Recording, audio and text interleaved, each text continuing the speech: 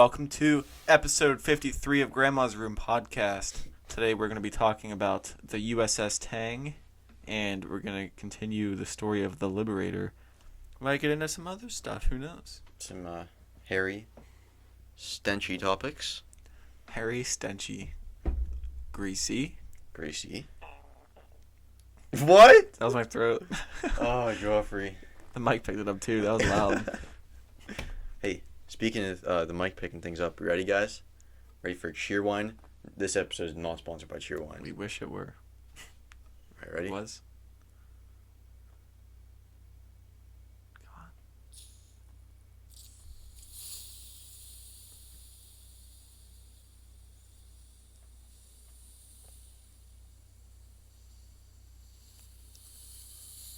Yeah. Holy shit! That was a hiss. That was a good fucking hiss.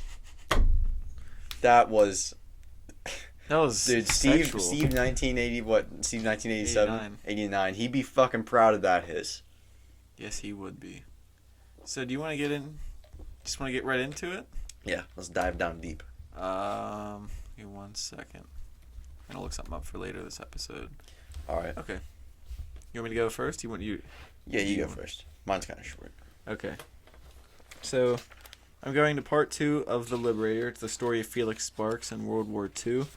And when we left off, it was when he was wounded in the abdomen, when that anti-aircraft shell hit him in the stomach and hit his liver. Okay.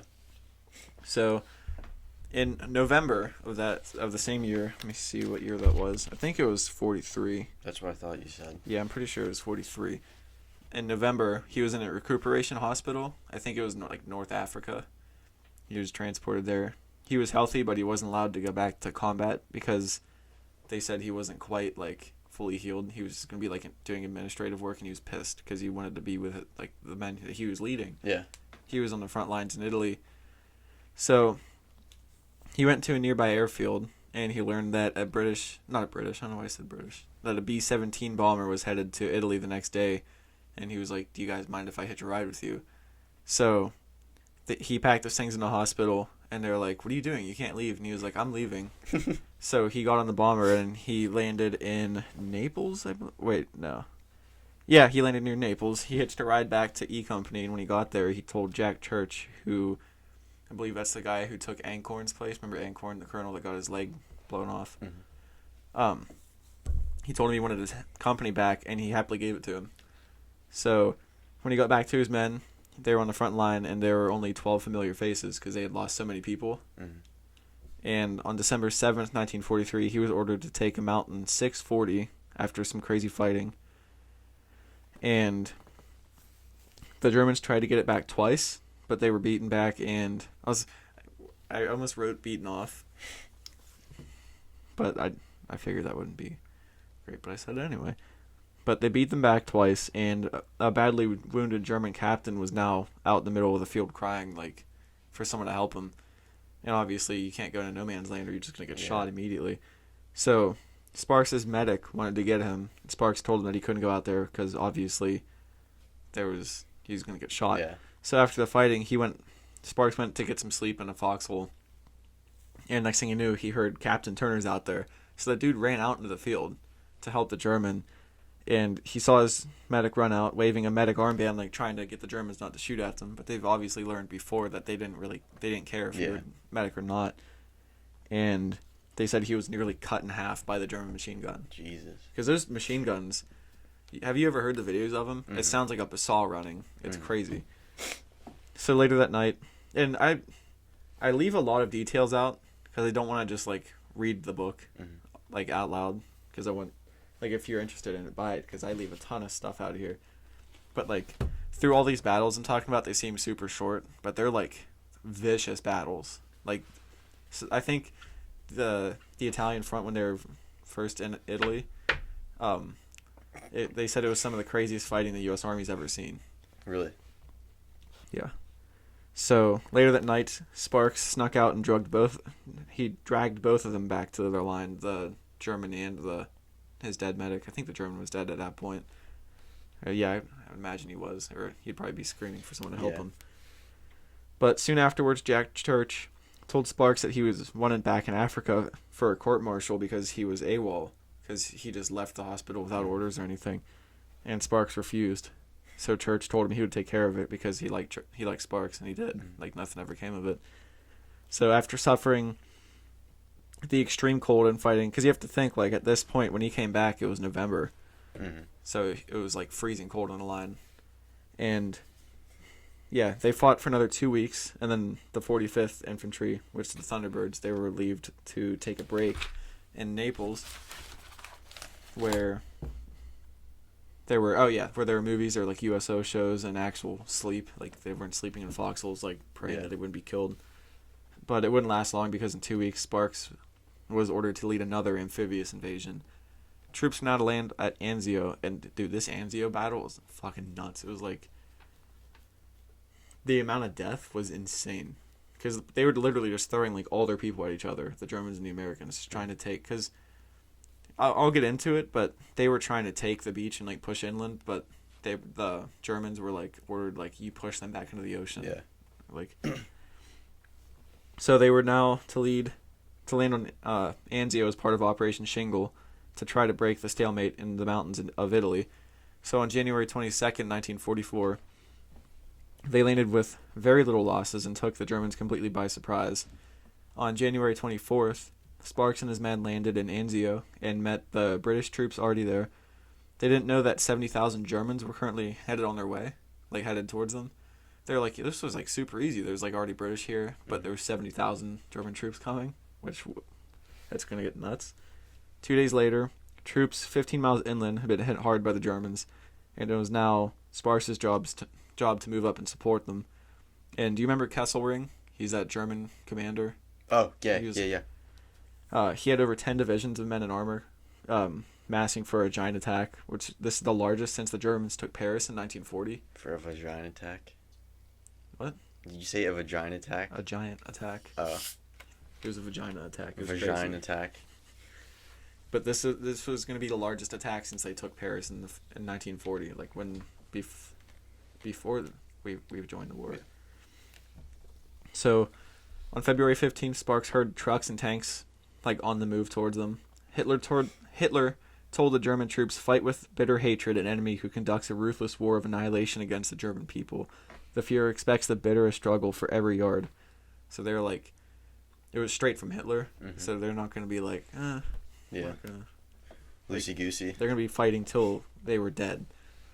So early morning, February 16th, all across the beachhead, everything was eerily silent. And once dawn broke, all hell broke loose with an hour of intense shelling. Just an hour straight of just shells landing. They said it was like enough to drive you crazy, because like you're not wearing earplugs. Yeah. Because you need to hear orders and everything. They said it was like you could barely hear anything. Like everything was shaking. You couldn't see straight for an hour of just constant shells hitting. So after the hour, they heard rifle fire and mortars, and Sparks saw men swarming towards their area and thought it was the 179th Regiment of the Thunderbirds because they were so close. Because like he was looking through binoculars at them, but they were still far enough away that he couldn't really tell who it was. But I guess in combat that's really close, like wherever they were. So he thought it was the 179th. Then he quickly realized it was the Germans. The ground troops and the tanks were about a mile away, which is like pretty close for people that are coming to kill you. So a large part of the Germans were concentrating on Sparks' positions, and they weren't expecting a fight because they had been told that they'd be fighting a National Guard unit that was comprised largely of Red Indians who they viewed as racially inferior. So they're like, this will be easy. And then when the tanks were 200 yards away, Sparks' men quickly destroyed 2 of them, and the third one like immediately pulled back. So it's starting to look good at first. Fuck, dude, that's close. Yeah. Like, you know where I work, right? Yeah. That whenever you're making the corner there, that's 250 yards. That big field before you get to the parking lot. Yeah, just think 2 football fields. Yeah. That's for a tank. That's really close. So they destroyed 2. Third one was quickly pulling back. So they're like, okay, like we're getting somewhere. And then they saw hundreds of Germans closing in on them, and they were all wiped out. Not the Americans. They wiped the Germans out. A couple of them almost made it into Sparks' foxhole. Like they were probably from like that wall to me away when they were getting killed, that'd be fucking terrifying. Yeah. They got so desperate that Sparks pretty much had to call artillery fire on his own positions. They were getting so close. So the shelling was accurate but maddening. Like I said, it's just like the first bombardment. Yeah. Like, it would just drive you nuts. There's a lot of people that just broke and like lost their minds from shells. So the German tanks eventually started withdrawing again because they're like, we can't get them to them because they're pretty much calling artillery on themselves. Mm-hmm. So troops to the left and right of Sparks' regiment were forced to pull back, and his men were now at the risk of being isolated because, like, this was the line. Like, Yeah, and they're here. like this. Germans, Americans. The Germans here were coming forward because Sparks' men had to pull back all around him. Mm-hmm. So it was pretty much making an arrow, and he was the tip of the arrow going into the German lines. Like, so now they could come around him and cut him off. And shit, where was I at? Okay, yeah, so they were now at the risk of being isolated. Next thing he knew, a German half-track comes toward them with a white flag, and a German officer wanted to talk to Sparks himself. Which, I found this weird. I didn't know this kind of thing happened, where they would just get out and talk to each other. Mm-hmm.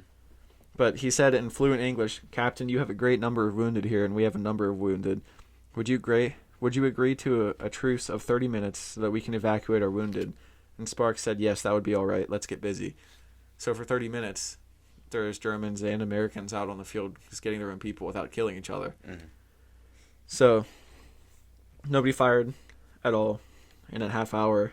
And at this point, the Germans could have easily just said fuck it and overwhelmed them, but they didn't. Which is weird because they're known for being bad people. That and Nazis themselves are known for being ruthless killers that don't have like any regard for life. But there's also this weird thing of like, there's also humanity somewhere in there, because there's also stories about like they pushed into Italy and they saw two graves, and it was U.S. soldiers that Germans had buried and put crosses on their graves. You gotta remember, these are like 20-year-old kids. Like, yeah, like they're like probably like my age. And maybe younger. There were people on both sides that got pulled into it, didn't want to fight at all. Yeah, it's just weird because like it's kind of goes back to the thing where like people aren't their country, like people aren't their government.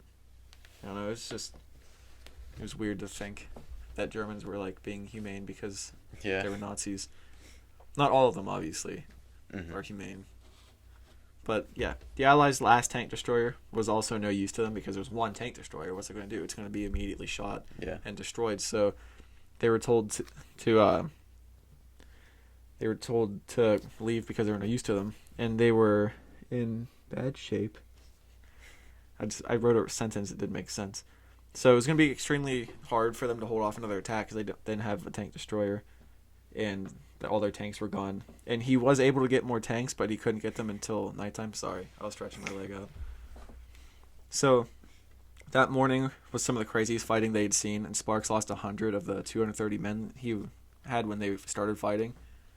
So that night, with hopes of getting 4 tanks, they got 2, but it was still more firepower than they had, so it was like, we'll take 2. Like, he was hoping for 4, but it was better than nothing.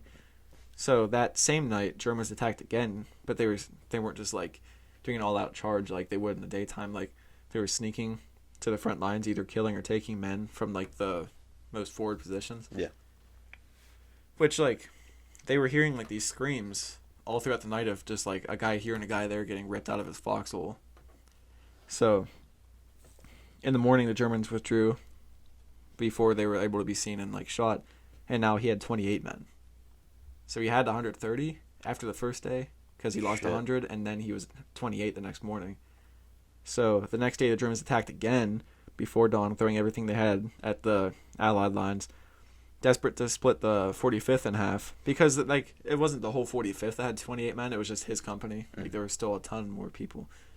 So one German wrote a letter during the fighting at Anzio saying the 45th American Division have had us in an uncomfortable spot. These damned American dogs are bombing us more and more every day. For a few days, a damned American with a Browning automatic has been shooting at us. He has already killed 5 of our men. If we ever get a hold of this pig, we will tear him to pieces. So, like, obviously, they're mad. Yeah. Which is going to help them in their fighting because, like, obviously if you're pissed off at, like, the other time, just look at sports and stuff. Yeah. Like, So Sparks was shocked that morning when the Germans attacked to his west instead of attacking him, but next thing he knew, they were starting to surround him, just like he was worried about before getting cut off. That's what they were doing. He was like, why aren't they attacking us head on? But they were moving around him. Mm-hmm. So Sparks and his men escaped by moving to the south. They narrowly escaped before getting cut off. So the fighting continued to the point where the 45th had just 15 men under Sparks' command. No, he had 15. It was just the deaths in these battles were crazy. So General Raymond S. McLean showed up to the fight, and he was very valuable because he was one of the people directing the artillery. So having him up on the front lines, looking what needs. You can look right up and down the line saying we need fire here. Mm-hmm. So he fired out. Did I just switch to the wrong page? Give me a minute. No, okay. Yeah, he called in artillery that outfired the German artillery by 10 times. So Shit. Yeah. So this artillery caused tons of Germans to surrender because of how intense it was, which wasn't normal for them right so far. I think it became more normal in Germany towards the end. Yeah. But right now it was almost unheard of. They're to see still Germans. doing pretty good. Yeah.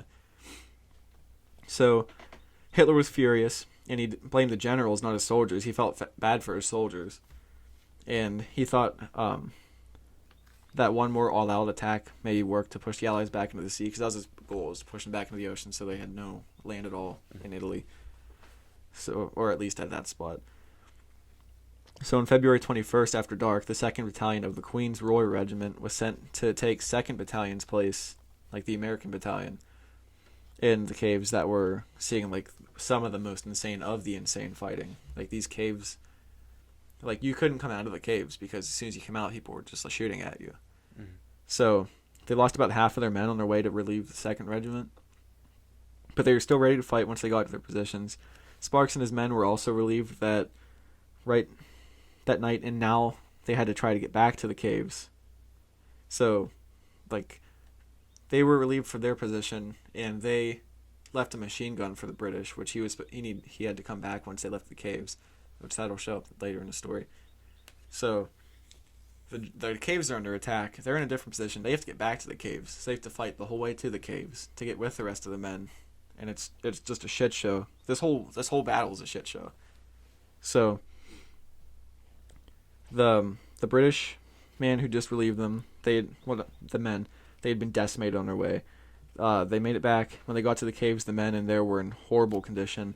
They were starving, thirsty, and there was even a German officer who still had his pistol on him. He was a prisoner, but they let him keep his pistol, and he was actually helping an American captain, Graffanino, tend to most of the severely wounded men. So it was this German officer and American captain helping try to save people's lives. That's pretty cool. It's just I guess you just see everything in war. But now it was February 23rd, and Sparks and his men now were to escape to better positions, as the men were weak, wounded, and nearly starved. It was 1:30 a.m. when they had to do this. They encountered Germans, and by the time they got to cover after heading out, now he had 12 men from the 15 he had. It seems like every time they do something, they just get their numbers cut down. When they left the caves, he had 40. So he got more men in the caves. Okay.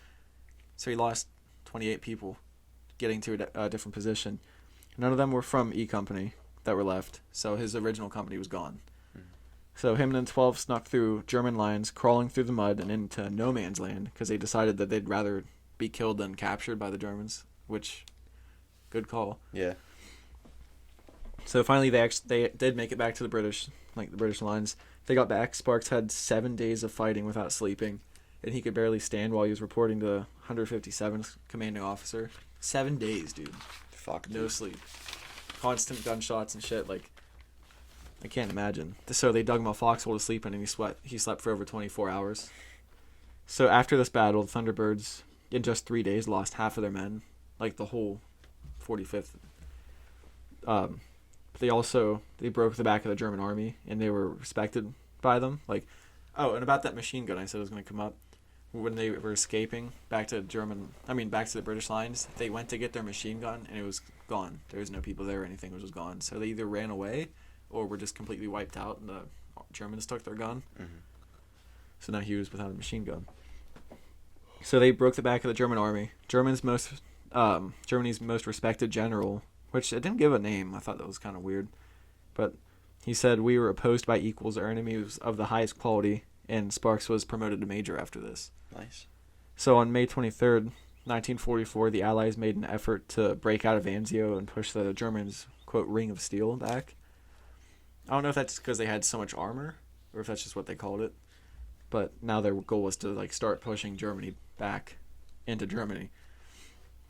So they bombed the German lines with 4 times the usual amount of artillery, to the point where people said it felt like the world was ending. And I think they did that for an hour, but they had like 96 huge like howitzers like bombing the German lines. And that's like always a sign that they're about to attack. So you could be kind of prepared. Yeah. But how prepared are you going to be after an hour straight of just bombs hitting you? Like, so fierce fighting broke out as soon as the Allies started pushing out of Anzio. One soldier who was his name was Technical Sergeant Van T. Barfoot. He was awarded the Medal of Honor for what he did in this battle. And this fucking guy is nuts. I have to be touching his heels because his platoon was pinned down by a German machine gun. So he crawled through a wheat field on his stomach until he was about 20 yards away, and he took out a grenade, threw it, took out the machine gun. Then he jumped into a nearby slit trench, killed multiple Germans.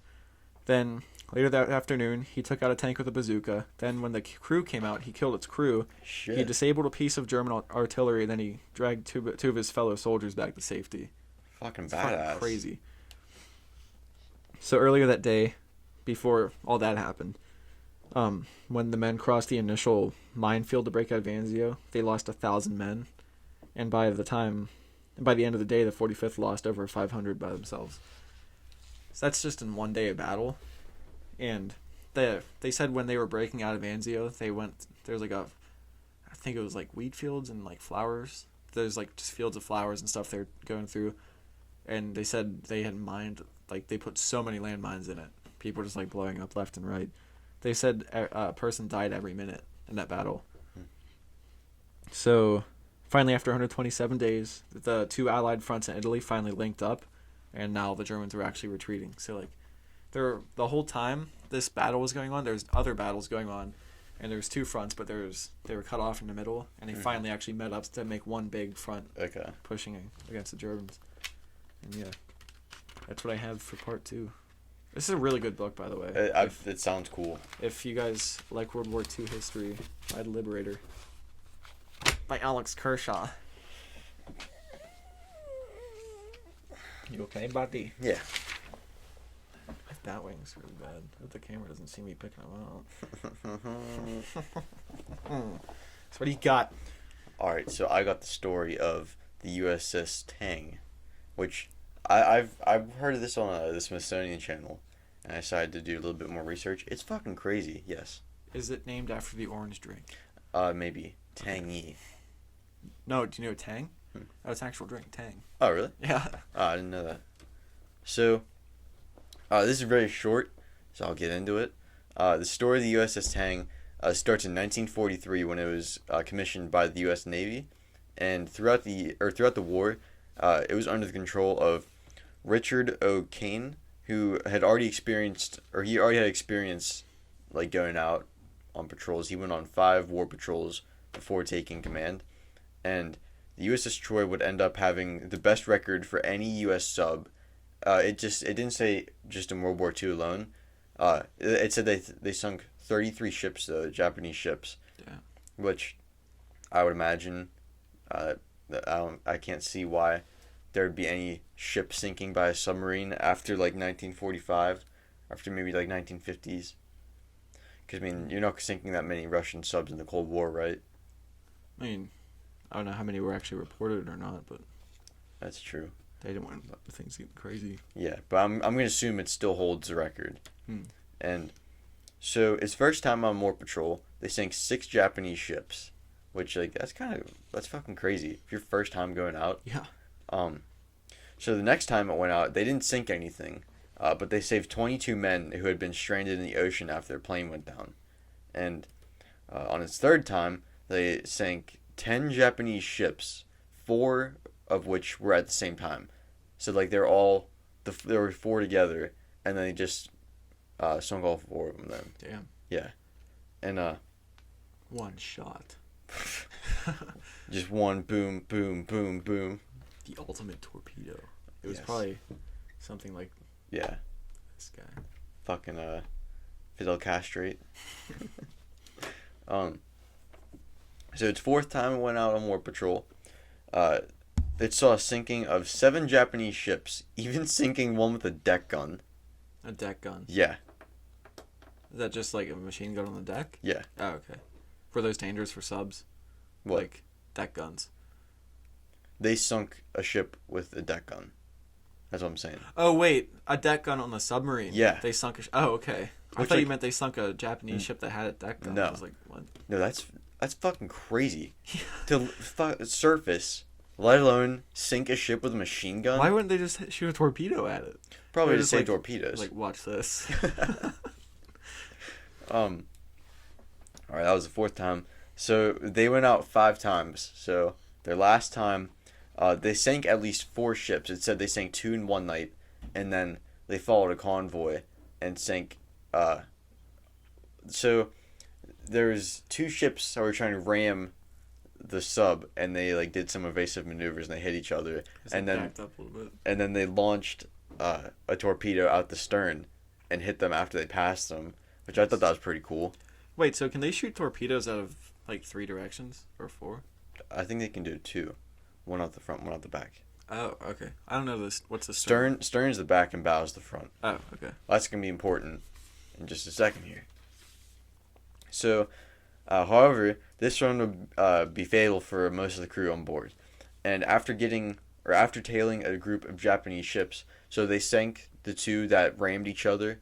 So the next day they found another group of ships, Japanese ships, and they were waiting until nighttime so it could be a little easier to get away. Mm-hmm. And so they fired a Mark 18 electric torpedo, which at the time they were known to be not very good because they were like cheap knockoffs of the German G7E.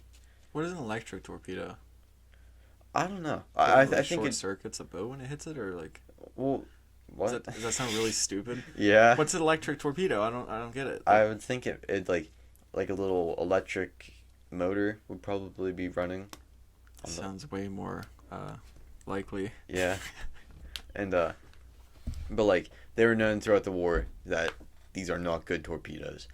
And no one knows why, but when they fired the first torpedo at this new convoy, the torpedo started to turn. And so they're going, right? So the sub's going, and they fire a torpedo, but it turns, and as they're going, it comes back and hits them in the stern. So they sunk themselves. Oh, shit. But, so within 15 seconds of firing, the torpedo struck the stern and it began to sink. And it said it was 570 pounds.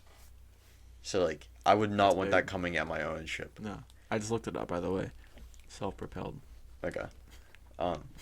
So they were in the Taiwan Strait at the time, this time on the war patrol, and it was so shallow that once the stern touched the bottom, the top of the boat or the top of the submarine like peeked out of the water. Oh, wow. And it said that I think 3 or 4 men that were on the bridge at the time when it got hit, they were able to get out in time before it even went down under the water. Mm-hmm. And so at this point, the Japanese knew they were there. They could see. Things sticking out of the water. Yeah, and so they're like, shit, like we gotta do something. And so they decided to release all the air out of the tanks, like keeping it up. To sink it. Yeah. So now they're level on the seafloor, 180 feet below water. Oh, I didn't realize it was that. Just to put that in perspective, that's 18 stories. Damn. So, all these guys, it's like fucking boiling in there at this point, and like the pressure's really bad. It's boiling. Not boiling. It's like really hot. The humidity's really high, and it's really hot, and the only escape hatch, which I thought was kind of weird. The only escape hatch is in the stern or the front, the bow of the ship, which is the front, and that was actually how some of the guys got out before it sank because the bow was poking out. Mm. they could get out the escape hatch, and but so anyway, all these guys are 180 feet on the bottom of the seafloor, and they're all gathered around this one escape hatch, and so they put 13 guys in the front and then closed off like the rest of the ship, like to the water, and these guys used. Actually, let me read my notes. Yeah, so 13 men ultimately left the sub, but only 8 got to the surface. They swam to the surface, and it said that it was pitch black. Like, you couldn't see anything. That'd be scary. Yeah. Like, all you could do is just swim up, or what you think is up anyway. Yeah. And, they had life jackets. That'd be nice to have a life jacket right then. I want to say they had a life jacket. And they used something called a breathing apparatus. It's called a Mosman lung. It said it was like the first time that they'd ever been able to use a Mosman lung before. And Mosman lung? Yeah. Okay. It was like this thing like you put it over your mouth like this.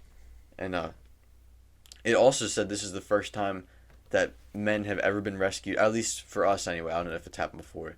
But it said it was the first time that any like U.S. sailors had survived a submarine wreck without getting help, because it happened in 1939. Another sub sank, like before we even entered the war, and they had this thing. It was really weird. They had this float that came out of the submarine and sat at the surface, so people knew like, hey, there's guys down here, and there's a phone line connected to it, so they could talk to the people on the boat that rescued them, like another U.S. ship. They could talk to them. People in the submarine still. Yeah. Oh, wow. And there was this thing, it was like a ball. I don't know how many people could fit, but they sent it down and you like get in it and they pull you back up. Damn. I just spit. But like, it was the first time that anyone had ever survived a submarine wreck without getting help from someone else. Damn. Which I thought was pretty cool. Swam 180 feet up. Yeah. Fuck, dude. And it said that the water would just get lighter and lighter. You gotta remember this is at night too. So there's not gonna be like sunlight or anything you can look for. Oh, that was at night. Yeah. Oh, I forgot you did say that. Yeah. And wait, how long is a submarine? If the back was touching the bottom originally and like the tip was sticking out? They're 180 feet down, so 180 plus. Holy shit! I didn't realize they were that big. I've never seen a submarine in real life. You ever been in the one in Pittsburgh? At the Science Center? Yeah. I don't know if it's 180 feet long. If I saw it, I don't remember it being that long. But so 8 men made it to the surface, but not all of them survived. Only 5 of the people who swam up survived. How many people swam up? 13 people came up, or 13 people left. 8 made it up, and 3 died while they were waiting, like after they got to the top. And then the other guys, it was kind of sad. They said that they just floated up to the top, like their dead friends just floated up to the top. That'd be gross. Yeah, and so a total of 9 men were picked up and taken as POWs by a ship that coincidentally, I didn't think this was cool, but I just thought it was strange. They picked up sunken people, or people that the Tang sunk their ship the day before.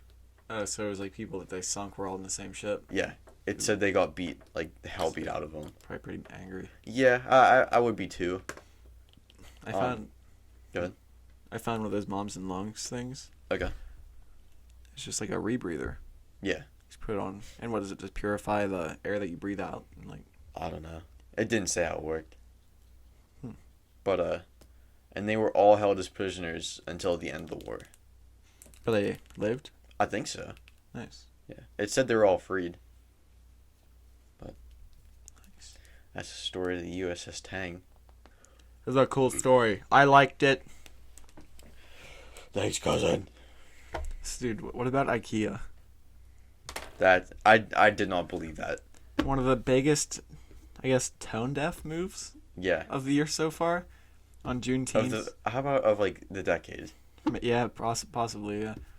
On Juneteenth, Ikea in Atlanta served fried chicken watermelon for their lunch that day. Who approved that? Yeah. Who, like, how? There's got to be like more than one person that has to go through. It has to. Like, who collectively thought that was a good idea? Maybe there's just a bunch of memers. That's a little bit more than a meme, dude. I mean, just straight up kind of mean. Yeah. I found it funny because of how Re- retarded it was. Yeah. Like, Like, it's such a dumb idea. oh, Ikea. Maybe since they're Swedish, they don't quite get it. Maybe. But they were in Atlanta and did that. Let's see what they're mad about. Did they only do it in Atlanta? I think. I don't know. Fuck, dude. I just saw that, and I texted you. I texted the group chat that, and you were like, "I don't believe you." Yeah. Like, I would have looked it up, but I was working. I was, and then as soon as Vincenzo said like, "No, it's true, Ben," you're like, "Now I really don't believe you." Yeah, because you guys, we do it to each other all the time. Yeah. One person gets them. against Yeah. Hitler's. Well, just one of us agrees with the other, and then But this time it was true. Yeah. And what about those new UFO reports that the Pentagon released? I have not looked at any of them. I just found an article by the New York Times. It says U.S. has no explanation for identified objects and stops short of ruling out aliens. So that's kind of what I expected to hear them say. Yeah, we don't know what it is. Yeah. That's pretty much what they said. It said. They're not going to come out and say, "Hey guys, we found aliens. We'll come see." Yeah, it says a total of 143 reports gathered since 2004 remain unexplained. The document released by the Office of the Director of National Intelligence said, of those 21 reports of unknown phenomena involving 18 episodes possibly demonstrate technological capabilities that are unknown to the United States. Objects moving without observable propulsion or with rapid acceleration that is believed to be beyond the capabilities of Russia, China, or other terrestrial nations. But the report said more rigorous analysis of those episodes is needed. So they're kind of saying it doesn't seem like anything anybody could do. But who knows? I don't want you to think I haven't been listening, but can you hear the fizz of my soda? Not in the headphones. Damn. Yeah, I think it was, if you had your hopes up for that, you were kind of setting yourself up to be let down. Yeah. Because it's the government that's releasing them. They're not going to say something that's like... Yeah. They could say, yeah, we're going to release it, but then, like we see now, we don't know what it is. And they can say anything is being released. Like, they can say, oh, you know what I mean? You know what I'm trying to say? Yeah, like they don't actually have to release it. They can release something. Yeah, they can release anything and say, oh, this is what we know. I just found the actual documents. That's what we saw that weird lady reading last night. Fran Blanche. Fran Blanche. She's a little out there. Yeah. We were trying to find the dumbest videos. If you have any videos that you think are like beyond like crazy conspiracies that are just like nutcases. Yeah, please send them our way. Please. We maybe we can review them for an episode. Yeah, we could. But we were trying to find like you know what I'm talking about, Joffrey.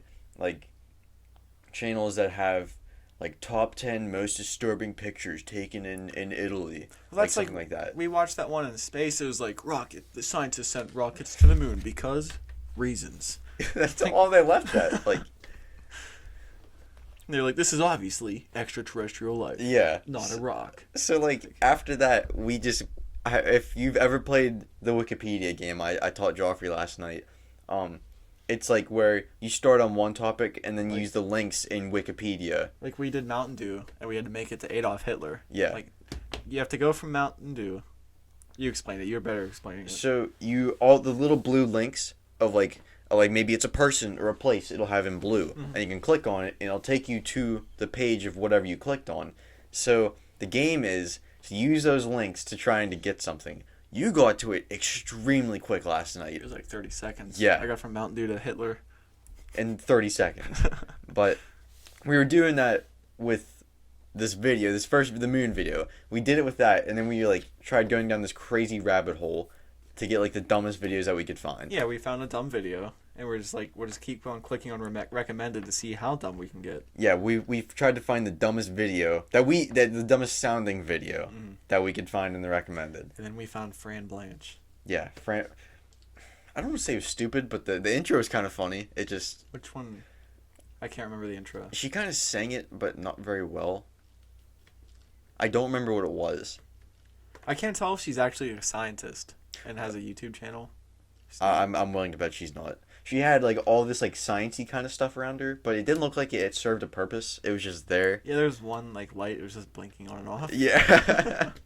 And there was like a flux capacitor kind of looking kind of thing. I can't say anything because she has way more subscribers than we do. Yeah. So maybe she's doing something right that we're not. Yeah. It was just. Maybe we should take a page out of her diary. Yeah. Diarrhea. Oh, do you want to tell them about the idea you came up with last night for the break? For the break. You break the glass. Oh yeah. Well, it was both of our idea really. Huh. We're talking about apple juice, and we'll just say someone because I don't want to bring their name into it has like a jug of apple juice in their trunk, and we were like, oh, it's emergency apple juice, like, and then we were just like thinking like, what if we get a case on the wall in the grandma's room? It was like break in case of constipation. It's just a giant jug of apple juice and have like a little hammer next to it. Because apple juice gives you insane diarrhea if you drink too much of it. We can also do that with like a jug of laxative. Break in case of constipation. I forgot about that already. My memory not good. I think we should do it, dude. That'd be hilarious. It would be super easy to either probably just build a case. Mm-hmm. Probably just buy a case. Yeah. We'll just sneak into the school and rip it off the wall. Yeah. Why do they need it? Dude, I remember when we were little, there's like boxes throughout the hallways of the school. It's like a little defibrillator pack. There's this kid who's notorious for being bad. We were walking to what were the assemblies there? Star student assemblies. Oh, yeah. And like... Oh, character ed? Yeah, character ed. And then, you know how like Michael Jackson would always play in the hallways, like whenever we were walking down through the announcement speakers, it was like A B C. It was that song. I guess before they knew he was like a pedophile, and we were just walking down. We were like, because you got out of class, like they're exciting. Yeah. And next thing I hear is just like piercing alarm going off, and he had ripped the defibrillator box open, and he got in a lot of trouble. I remember I was like, what the hell was that? It scared the shit out of me because we were like right next to it and he ripped the defibrillator box open. Yeah. I didn't know there's an alarm that went off when you open those. I think there's one for the fire fire extinguisher too. Are they? Both of them, I think. Is it just hanging on the wall? No, at least at high school you have to open the. Oh, that's right. Thing. Man, it's been a while. Yeah, I'm thinking of where I work. They're just hanging. Yeah. So what do you want to get into, brother? I don't know. How long have we been going at it? I don't know. It doesn't seem like it's been a while. Well, I don't know. We started at like what, 10:45? I mean, it's 11:30 right now. Yeah. So what, 10:45 minutes? 10. Or 11. Identification of potential aerospace and other threats posed by the UAP to national security, and an assessment of whether this UAP activity may be attributed to one or more foreign adversaries. That was under the Appendix B. Hey, Joffrey, I think I might find a dumb video. Oh, no. It's on BuzzFeed Unsolved. My friend has disturbingly vanished. In parentheses, please help! Christ. Do you know what I just realized about this? What? It's 9 pages. The UFO thing? Yeah. Oh, shit. I thought it was going to be... Only 9 pages? Yeah, I figured it would have been way bigger. Yeah, what the fuck? I figured they would have at least put in the stories. Yeah, why didn't they put in the cases that weren't explained? Didn't you say there's like 140 something cases? Yeah, let me look real quick. It's a bunch of bull honky. Bunch of bull honky. Bring it back, son. Re-release. Oh, and the first page is the title page. Okay, so 8 pages. Yeah.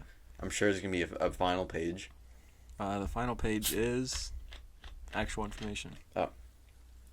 But yeah, what the fuck? A detailed analysis of unidentified phenomena data collected by geospatial intelligence, signals intelligence, human intelligence, measurement, and signatures intelligence. So everyone's seeing things, but they don't give us the stories. God damn it, man. Do better. Yeah. Do better. Do grandmas. Do grandma. No, I'm not saying do grandma. Yeah, I'm saying do like grandma would. What WWGRD? What would grandma's room do? Yeah. What would grandma do? Yeah. I like what would grandma do. She baked you a cookie or 3. Yeah. Oh, you want to call it, dude? Yeah. Before we go, just speaking of what would grandma do, our grandma baked me like 6 cookies and sent it home with Mom the other day on Father's Day. I didn't show up. 6 cookies? Yeah. Nice. I ate them in 2 days. Oh, dude. I helped our other grandma put her air conditioners in. Grandma Gracie? Yeah. She gave me cookies. I ate like 4 on the way home. They were all gone the same night. Terry and I destroyed them. Why didn't you and Terry? He didn't do shit. Because I like sharing. Okay. So yeah. Follow us. That's it. See ya. Bye. No, follow us on Instagram at Grandma's Room Podcast, Twitter at room_grandma, YouTube, Grandma's Room Podcast, Stitcher. We're on Rumble. Google That's like a YouTube alternative. Google Podcasts. YouTube. Stitcher, Spotify. Google Play, Spotify, iTunes. Leave us a review, please. Yes. Reviews help us grow. That help us grow. And we have a cool thing coming down the pipe if it would just arrive. Yeah. We can't say yet. It's going to be cool, though. It will be. But, yeah. We have playlists on Spotify. Do you still have the page here? No, it's in my notebook, but I think I got it. All right. Let me just... Clam Jams, Saloon, Jukebox, Guitar Case, Trap House, Crimbus Tree. I think it's everything. Yeah, that's it. It's just Crimbus Tree is Christmas, Saloons, Country, Opium Den is just vibe. Let's get one thing straight right now. Saloon is good country, not fucking stadium country. It's like the old boy stuff, like 50s country. No fucking Garth Brooks. Serial killer Garth Brooks. None of that. Garth Brooks. What's his alternate ego? I don't know. I forget what it was. It was really stupid.